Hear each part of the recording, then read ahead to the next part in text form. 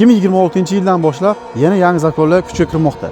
Endilikda Rossiyaga kirib kelgan har bitta chet el fuqarosi gosti bo'lib keladimi, частный bo'lib keladimi, rabot bo'lib keladimi, обязательно daktiloskopiya hamda meditsina qilish shart.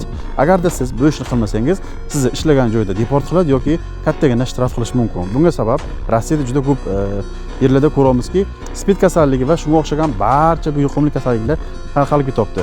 Oldingi vaqtda Rossiyaga kirib kelgan har bitta odam qilmasdi, chunki siz agar gosti, частный qilib kelsangiz, 3 oylik registratsiya qilasiz va spokon yurib ketaverardingiz. Endi bu narsa ham qattiq nazorat ostiga olindi hamda Rossiyaga kirib kelgan odam rovna 30 kun ichida meditsinadan o'tishi shart.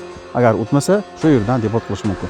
Bu videoni barcha musofir do'stlaringizga tarqatib qo'yinglar. Ayniqsa Kuzminkaga boradiganlar endi mana shu orqasidan ko'plari deport bo'lib ketishi mumkin. Rossiyadan O'zbekistonga pul o'tkazmalari, shuningdek Kirgiziston, Tojikiston, Ozarbayjon va Turkiyaga tez va qulay. Yaqinlaringiz Mir Privilegiy ilovasi orqali so'mda kartalarga yoki ofislarda naqd pul ko'rinishida qabul qilishi mumkin. Komissiyasiz, qulay kurs har qanday bank kartasidan o'tkazma qilish mumkin. 2024 promo kodini ishlating va yanada ko'proq foyda oling. Mir Privilegiy banki. Eng yaxshisi faqat siz uchun.